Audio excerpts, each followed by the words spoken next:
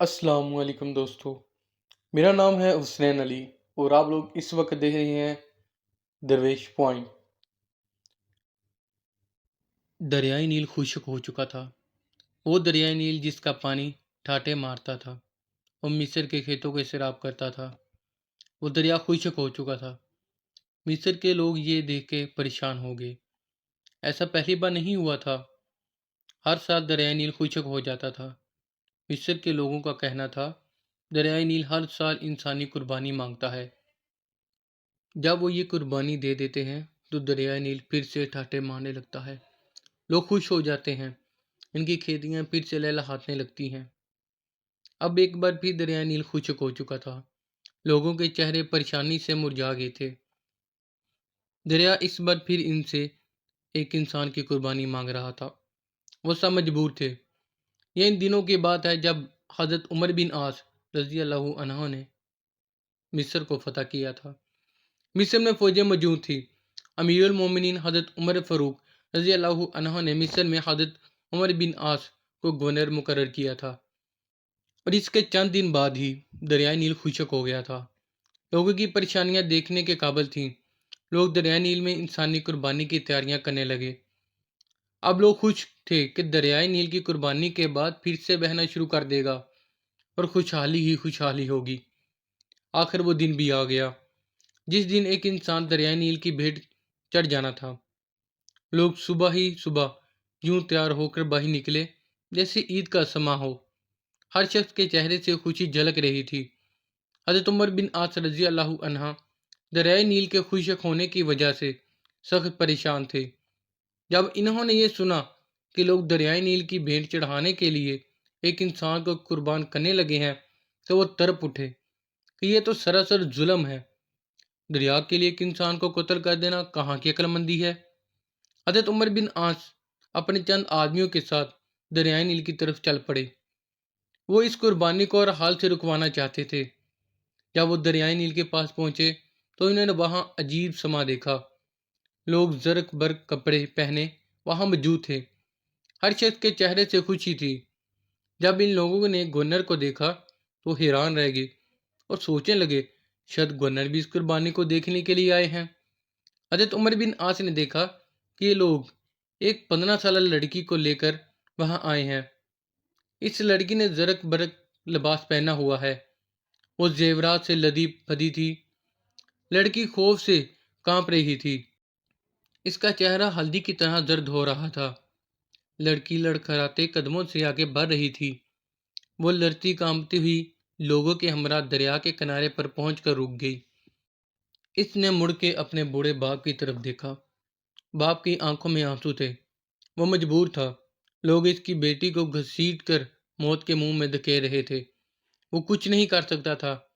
اپنی بوڑھی آنکھوں سے بیٹی کو موت کے منہ میں جاتے ہوئے دیکھ رہا تھا۔ لڑکی کی ماں تو غم سے نڈال ہو جا رہی تھی۔ لڑکی ہاتھ چھڑا کر اپنے باپ کی طرف دوڑی۔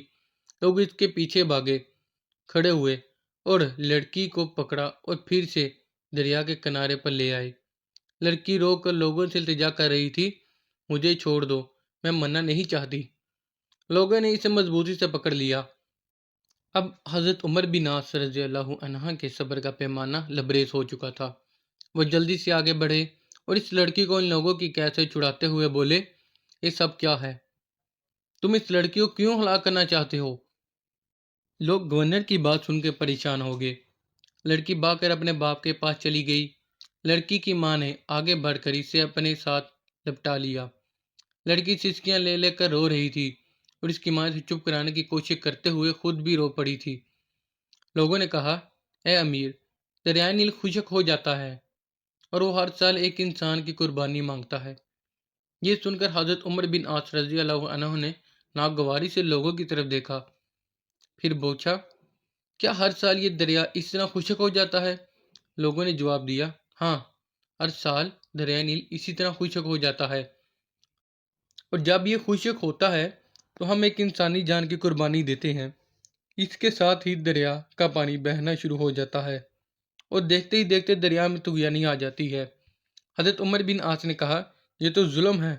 لوگوں نے کہا، اے امیر، ہم ہر سال چاند کی 11 تاریخ کو ایک نوجوان لڑکی کا انتخاب کر کے اس کے والدین کو رضامندی سے اس لڑکی کو زیورات اور خوبصورت لباس پہنا کر دریائے نیل کی بھینٹ چڑھا دیتے ہیں۔ پھر دریا کا پانی بڑھنے لگتا ہے۔ یہ سن کر حضرت عمر بن عاص نے کہا، اسلام ان باتوں کو پسند نہیں کرتا۔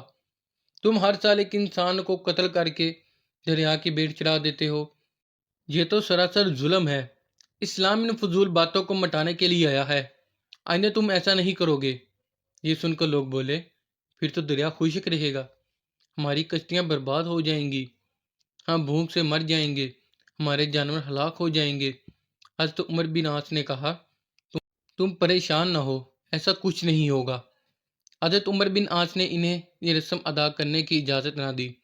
اب لوگ بڑے پریشان ہوئے کہ اگر ایسا نہ کیا گیا تو ہر طرف خشک سالی ہو جائے گی اور ہم بھوک سے مر جائیں گے۔ اس کی سمجھ میں نہیں آ رہا تھا کہ وہ کیا کریں۔ ان میں اتنی جرأت نہیں تھی کہ وہ گورنر کے حکم کی عدولی کر سکیں۔ وہ سب خاموشی سے سر جھکائے کھڑے ہو گئے۔ حضرت عمر بن عاص نے لڑکی کو اس کے ماں باپ کے ساتھ گھر بھجوایا اور لوگ بھی آہستہ آہستہ وہاں سے جانے لگے۔ چند روز تک دریا نیل بالکل خشک ہو گیا، اس میں ایک بوند بھی پانی نہ آیا۔ لوگ بکھلا گئے، ان کی کھیتی باڑی دریائے نیل کے پانی سے قائم تھی، زمینیں بنجر ہو گئی۔ لوگ فاقوں سے مرنے لگے، جانور چارہ نہ ہونے کی وجہ سے تڑپ تڑپ کر جانیں دے رہے تھے۔ یہ دیکھ کر لوگوں نے مصر سے نکل کر دوسرے علاقوں کا رخ کیا، ہر طرف ویرانی ہی ویرانی تھی۔ حضرت عمر بن عاص نے جب یہ دیکھا تو وہ پریشان ہو گئے۔ آخر انہوں نے امیر المومنین حضرت عمر فاروق رضی اللہ عنہ کے خط لکھا اور اس میں ساری صورتحال واضح کر دی۔ امیر المومنین حضرت عمر فاروق رضی اللہ عنہ نے جب یہ خط پڑھا تو آپ نے حضرت عمر بن عاص کو جواب دیے، تم نے مصریوں کو بہت اچھا جواب دیا۔ اسلام ایسی باتوں کی اجازت نہیں دیتا، وہ ایسی فضول باتوں کو مٹانے کے لیے آیا ہے۔ میں اس خط کے ساتھ ایک رکا بھیج رہا ہوں، تم یہ رکا دریا نیل میں ڈال دینا۔ جب حضرت عمر بن عاص رضی اللہ عنہ کے پاس امیر المومنین حضرت عمر فاروق رضی اللہ عنہ کا خط پہنچا تو انہوں نے خط کے بعد وہ رکا بھی پڑھا جو دریا نیل میں ڈالنے کے لیے تھا۔ اس میں لکھا تھا، یہ خط اللہ کے بندے عمر بن خطاب رضی اللہ عنہ کی طرف سے دریا نیل کے نام ہے۔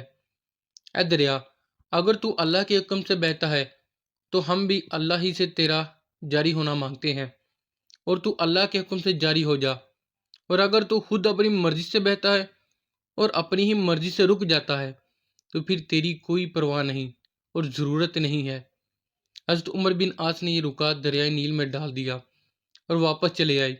جب صبح مصر کے لوگ بیدار ہوئے تو یہ دیکھ کر حیران رہ گئے کہ اللہ نے دریائے نیل کو اس طرح جاری کر دیا، بلکہ اب تو دریا میں پانی بہت چڑھ گیا تھا اور دریا میں طغیانی آئی ہوئی تھی۔ لوگ یہ دیکھ کر خوشی سے چلا اٹھے، دریا جاری ہو گیا۔